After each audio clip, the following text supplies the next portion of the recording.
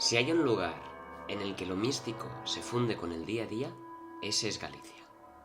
¿Lo conocéis?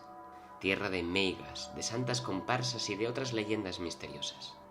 Una constante neblina fría y húmeda idónea para los sucesos más inquietantes e inexplicables. La historia que traigo hoy sucedió allí. Como os comenté en el vídeo de presentación del canal, cada una de las cartas que nos hacían llegar los espectadores al programa de radio las clasificaba y las guardaba cuidadosamente. Esta ocasión es diferente, ya que Julián, el protagonista de esta historia, nos llamó en el directo de la radio para contarnos su propia experiencia. Debido a ello, me limité a transcribir en una hoja la historia de Julián. Le di un tono un poco literario, pero respeté y conservé al máximo la esencia de su historia. Arrancaba así. Por motivos de trabajo, me tuve que mudar un par de semanas a un pueblo costero de Galicia. Cambados se llamaba, y todavía se llama, y por entonces no tenía mucho más de 12 o 13.000 habitantes. Era pequeño, bonito y se comía bien. Como era lógico, mi empresa me había buscado un lugar donde alojarme durante esos días. La casa era algo vieja y descuidada. Tenía 2 plantas conectadas por unas escaleras de madera, que crujían no solo cuando las pisabas, sino durante la noche mientras dormías. A mi alrededor, como vecinos, tenía 2 casas, una a cada lado. A mi derecha vivía una mujer mayor encantadora, Mariña se llamaba. En cambio, la casa de la izquierda era una absoluta incógnita. No tenía ningún tipo de indicio ni información de quién podía vivir allí. A excepción de mi querida vecina Mariña, el resto del vecindario era un absoluto y desconocido secreto para mí. Hasta que una noche empezaron a suceder cosas extrañas. Había oscurecido y, como el resto de días, la intensidad del trabajo hacía que lo único que quisiese era llegar a casa y desplomarme en la cama.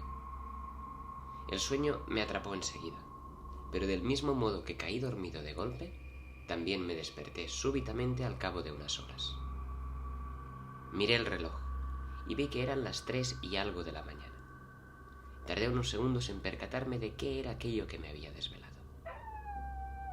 A lo lejos, pero no mucho, escuchaba los ladridos de un perro.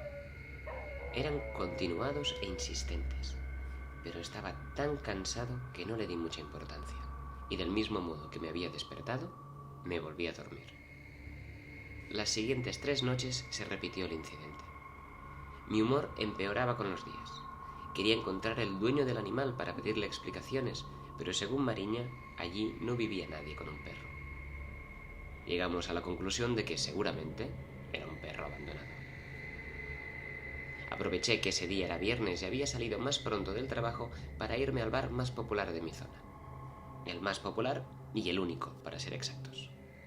La noche se alargó más de lo debido y volví sobre la 1 de la madrugada. ¿Cuál fue mi sorpresa? Que, al estar cerca de mi casa, me topé con alguien que hasta entonces no había visto jamás. Al principio era una sombra que se movía lentamente. Llevaba un bastón y andaba muy despacio. Me acerqué lo suficiente como para identificar mejor la silueta. Se trataba de un hombre de mediana edad. Con su bastón golpeaba piedras y apartaba insistentemente a los arbustos del jardín. Pasé por su lado y le di las buenas noches. Ni levantó la mirada ni me respondió. Parecía enfermo y, seguramente, algo tocado de la cabeza. Me metí en casa, cerré bien por dentro y me fui a dormir.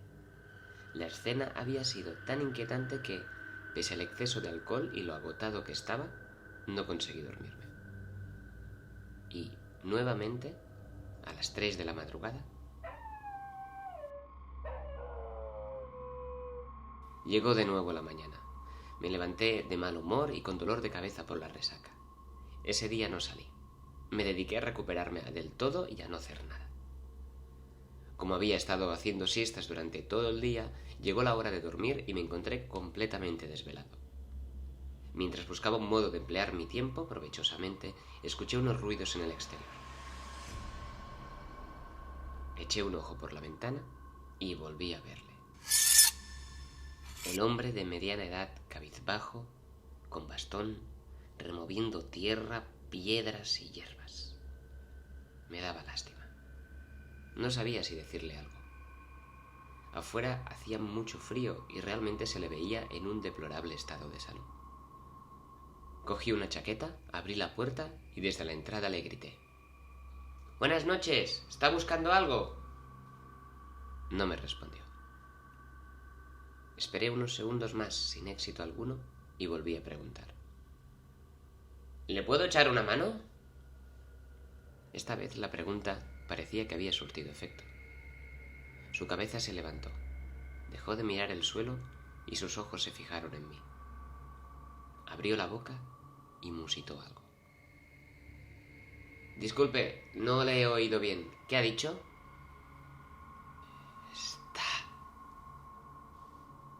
Hablaba muy bajito. Di un par de pasos adelante asegurándome de que la puerta de mi casa no se cerraba y le volví a preguntar: «¿Dónde está?». Le entendí esta vez. «¿Dónde lo has tirado?». Me quedé perplejo. El hombre se dirigía claramente a mí, pero yo no sabía de lo que me estaba hablando. «¿Dónde he tirado el qué?». «Disculpe, pero creo que se equivoca de persona». Casi no pude terminar la frase cuando el hombre respondió gritando: «¿Dónde lo has lanzado? ¿Dónde está? ¿Dónde? ¿Dónde?». Me asusté.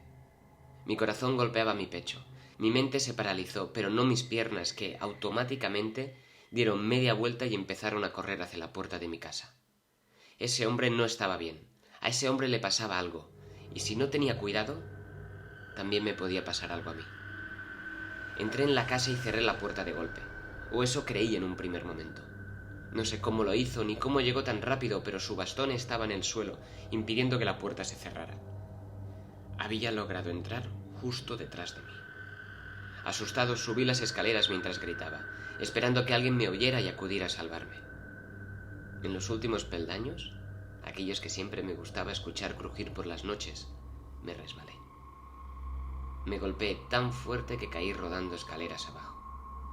Y mientras la gravedad me dirigía hasta los pies de ese monstruo, yo perdía la conciencia. Lo siguiente que vi fueron los ojos de Mariña. Estaba aturdido y no entendía nada. Mariña sonrió al verme despierto.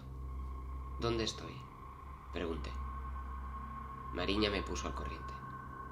Había escuchado mis gritos y acudió a mi casa corriendo. La puerta estaba abierta. Me encontró al final de la escalera, herido e inconsciente. Me había roto la muñeca y varias costillas. Sin demora había llamado a la ambulancia y ahora me encontraba en el hospital. Definitivamente esta casa tiene algo. Doy gracias a Dios que tu destino no haya sido el mismo que el de Ushia, su anterior inquilina. «¿Qué le pasó a la anterior inquilina?», pregunté. «Pasó hace unos cuantos años ya. Ushia vivía en la casa en la que te alojas. Era una chica muy alegre y hermosa. Se llevaba bien con todo el mundo y esa fue su desgracia. El vecino, el propietario de la casa de la izquierda, se enamoró perdidamente de ella. Se volvió enfermo de amor. Se peleaba con cualquier hombre que la hablase. La llamaba a todas horas e incluso le compró un anillo para casarse con ella». «¿Un anillo?», pregunté. «Un anillo, carísimo. Según me contaron, se dejó los ahorros de toda una vida en ese anillo. Pero Ushia no quería casarse con él. Le había dicho 1000 veces que la dejara en paz, pero él no le hacía caso. Llegó hasta un punto de ansiedad y desesperación la pobre Ushia, que la noche que él le regaló el anillo, ella lo sacó de la caja y lo lanzó al jardín enrabietada. ¿Y qué ocurrió? Él estaba loco y no se lo tomó nada bien. La persiguió por el jardín y después por la casa intentando ganarse su corazón de la única manera que iba a lograrlo, obligándola. En medio de esa persecución, ella resbaló con las escaleras y se rompió el cuello. No podía creerme las similitudes de su historia con lo que me acababa de ocurrir. Agarré la mano a Mariña y le dije: «Hay que detener a ese hombre. Hay que cogerlo. Ayer estaba en el jardín. Imagino que buscando ese anillo, y cuando le pregunté, creo que me confundió con Ushia. Entró en mi casa persiguiéndome y fue entonces cuando me resbalé por las escaleras. Él provocó mi accidente. Mariña apartó su mano con fuerza. Eso es imposible, dijo. No lo es, respondí. Este hombre se pasa todas las noches en mi jardín buscando ese anillo. Julián, me dijo, te repito que eso es imposible. En esa casa no vive nadie. Antón, que así se llamaba, al ver lo que había hecho, se suicidó la misma noche que murió O'Shea. Me quedé en silencio. Nos miramos y entendimos que era mejor no decir lo que ambos pensábamos. Estuve en el hospital hasta que me recuperé lo suficiente como para trasladarme y terminar de curarme en mi ciudad. Durante los días que estuve ingresado, Mariña vino a verme todos los días. El día de mi partida, me acompañó a la estación. Siento que tu estancia en Cambados haya sido tan desafortunada, dijo. No te preocupes, he sacado una buena amiga de esta aventura. Mariña sonrió. ¿Puedo hacerte una última pregunta? Es sobre lo que ya sabes. Mariña no dijo nada. Sabía que respondiera lo que respondiera, igualmente yo haría esa pregunta. ¿Puedes decirme cómo murió Antón? Mariña suspiró. Ya te lo he dicho, Antón se suicidó. Se colgó con una cuerda y los vecinos lo encontramos durante la madrugada. ¿Durante la madrugada? ¿No es una hora un poco rara para encontrar a alguien? Y entonces respondió algo que jamás olvidaría. Algo que me confirmaba que aquello no me lo había inventado. Cuando Antón se colgó, su perro se volvió loco. Se pasó horas ladrando hasta que nos despertó a todos. Fuimos a ver qué ocurría y los encontramos a los dos. A Antón colgado y a sus pies al pobre perro desquiciado ladrando.